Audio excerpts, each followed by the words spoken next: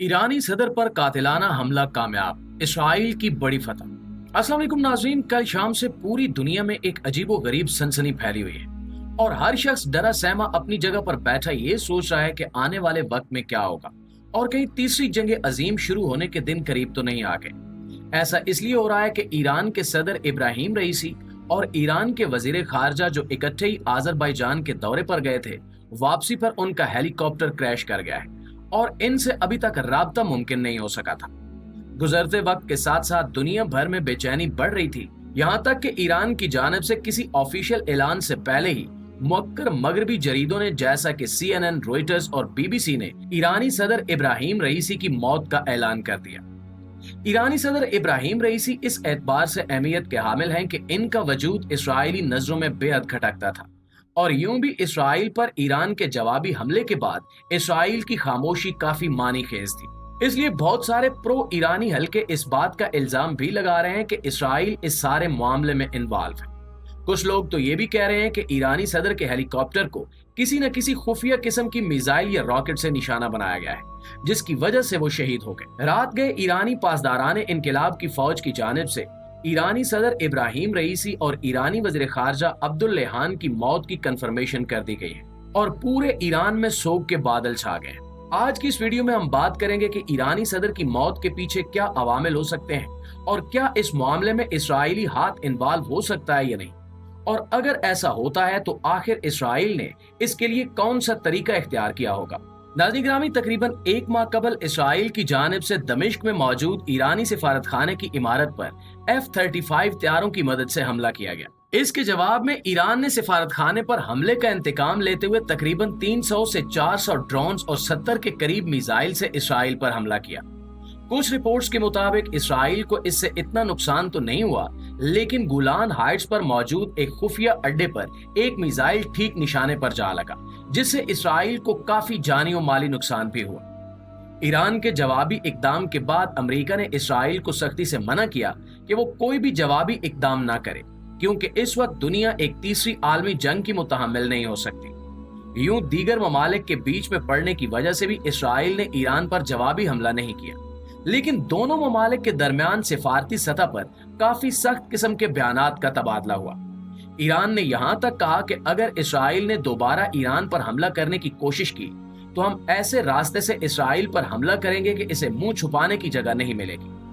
उस वाक़े के बाद से लबनान में मौजूद ईरानी मलेशिया की जानिब से इसराइली सरजमीन पर हमलों में इजाफा हो गया।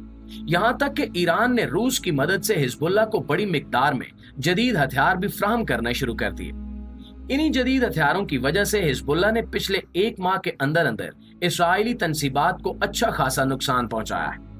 तकरीबन 3 दिन कबल ही एक खुफिया इसराइली अड्डे पर मौजूद एक जासूस गुब्बारे को ईरानी मलेशिया हिजबुल्लाह ने कार्रवाई करते हुए जमीन पर खड़े खड़े तबाह कर दिया। ये जासूस गुब्बारा $200 मिलियन से जायद की कीमत रखता था और इसराइल के लिए जासूसी में बेहद अहमियत का हामिल था। इस गुब्बारे की तबाही इसराइल के लिए एक बहुत बड़ा धचका थी। दूसरी जानिब इससे पहले हिजबुल्लाह ने इसराइल के ताकतवर तरीन एयर डिफेंस सिस्टम आयरन डोम की 5 से ज्यादा बैटरियां भी तबाह कर दी थी। पिछले एक माह में हिजबुल्लाह के हमलों ने इसराइल को बेहद जानी, माली और स्ट्रैटेजिक नुकसान पहुंचाया है। जाहिर सी बात है कि हिजबुल्लाह के लिए ये सब ईरान की पुष्टपनाही के बगैर मुमकिन नहीं था और ईरान इस तरह के हमलों से इसराइल को इस कदर कमजोर करना चाहता था कि वो ईरान पर जवाबी हमले की सोच भी न सके। पे दर पे हमलों से इसराइली वार कैबिनेट के 2 से ज्यादा मेंबर्स ने इस्तीफा भी दिया और इन हमलों की वजह से इसराइल में खासी इंतशार की फिजा पैदा हो गई। इसराइली अवाम अपने वज़ीर-ए-आज़म बेंजामिन नेतन्याहू के इस्तीफे का मुतालबा कर रहे हैं और रोज बरोज अवाम में इनकी मुखालफत बढ़ती चली जा रही है। इस सारी सूरत हाल में इसराइल को एक ऐसे बड़े हमले की जरूरत थी जो वो अपने दुश्मन पर करे और यूं इसका खोया हुआ वकार अपनी अवाम और अक़वाम आलम की नजरों में बहाल हो जाए। इस सिलसिले में हमारा शक भी इसराइल पर ही जाता है कि इसराइल ने अपने हलीफ ममालिक को इस्तेमाल करते हुए ईरानी सदर इब्राहिम रईसी और ईरानी वज़ीर खारजा के हेलीकॉप्टर पर किसी ढके छुपे अंदाज से हमला करवाया है, वरना सदर के हेलीकॉप्टर के साथ 2 स्क्वाड हेलीकॉप्टर जरूर होते हैं जो इन्हें जरूर बचा लेते। वैसे इसराइल इस मामले में मुलव्विस होने से साफ इनकार कर रहा है। नाज़रीन गिरामी, अब हम इस बात का जायजा लेंगे कि आखिर ईरानी सदर के हेलीकॉप्टर पर हमला करते हुए कौन कौन से हालात पेश नजर रखे गए और स्क्वाड हेलीकॉप्टरों की जानिब से कौन सी गलतियां की गई। कल दिन के वक्त ईरानी सदर अपने हमसाया मुल्क आज़रबाईजान के दौरे पर हेलीकॉप्टर की मदद से वजीर खारजा के हमरा पहुंचे और इनके साथ इनके 2 स्क्वाड हेलीकॉप्टर भी मौजूद थे। ईरानी सदर का यह हेलीकॉप्टर बेल 225 इटालियन साख्ता था, जो दरअसल अमेरिकी हेलीकॉप्टर की लाइसेंस कॉपी थी। ये हेलीकॉप्टर पहलवी खानदान के दौरे हुकूमत में अमेरिका की जानिब से ईरान को फराहम किए गए थे, जो इनकलाब के बाद ईरानी हुकूमत के ज़ेरे इस्तेमाल आ गए। आज़रबाईजान के बारे में पूरी दुनिया जानती है कि वो इसराइल का बहुत बड़ा हलीफ मुल्क है और इसराइल के साथ अपनी दोस्ती को निभाने के लिए वो किसी भी हद तक जा सकता है।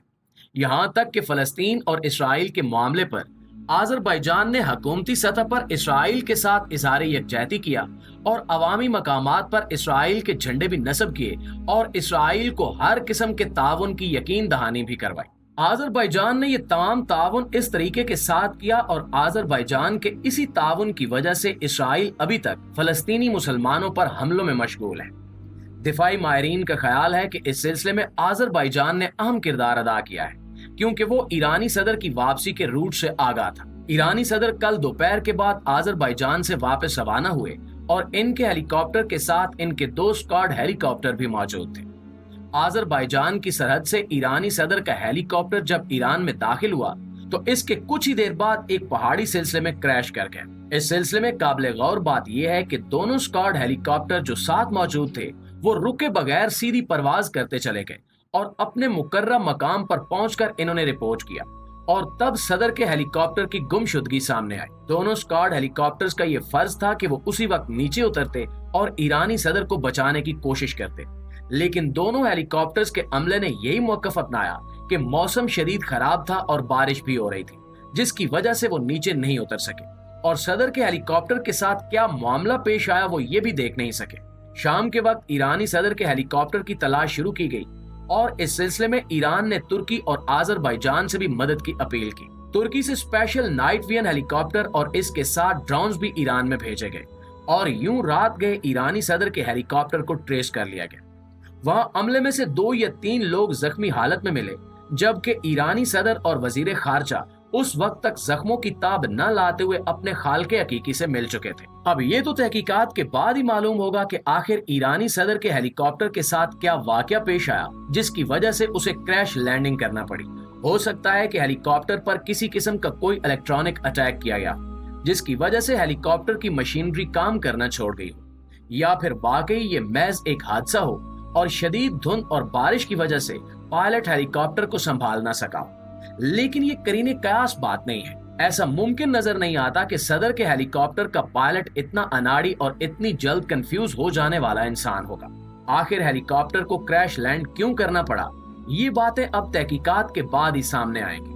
अलबत्ता इसराइल में ईरानी सदर की वफात पर खूब जश्न का आलम है और इसराइली हुक्काम एक दूसरे को मुबारकबादें देते फिर रहे हैं।